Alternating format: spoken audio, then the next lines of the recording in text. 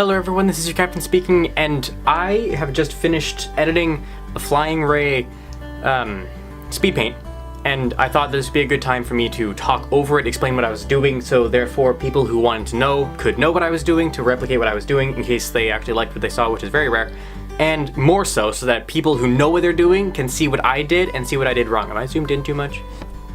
That's as far out as I can go. I want to push the camera back. Because I am an extremely amateur painter and I want to know how to get better.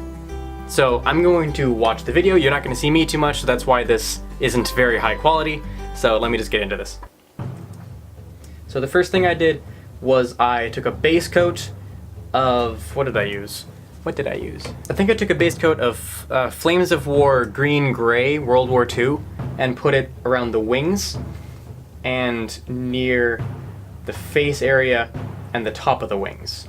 The back of the entire miniature was now covered in this, and I also went down all the way on the tail, as far as I can tell. Then I took a flesh tint, I believe it's called tanned flesh or tanned skin from the Army war paints, and I put it all over the front of the miniature with the face, the front of the wings, the front of the tail, everything on the front, and I was doing that while the back of the miniature dried to save time. And I decided to do a small dark green wash, I believe.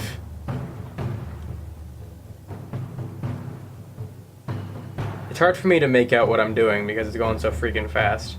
I'm pretty sure, yes, I did a dry brush of black. I took a black dry brush and put it all over the back of the wings, and then I took a much darker color, which was, I believe it was German Cam Medium from Army War Paints again, and covered the wings again because it looked much too cartoony for my liking, and I tried to cover up all the flesh skin tone that I could. And then I took some more of the black and dry brushed it all over the back of the wings and the front to make it pop a little bit more. That's what I really wanted to do, was to make it pop.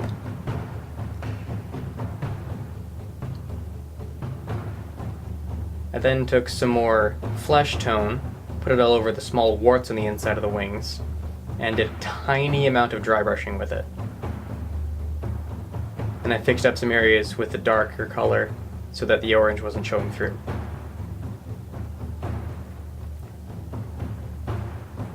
Then I took some of my skeleton bone from Army War Paints and put it all over the talons, and eventually over the teeth.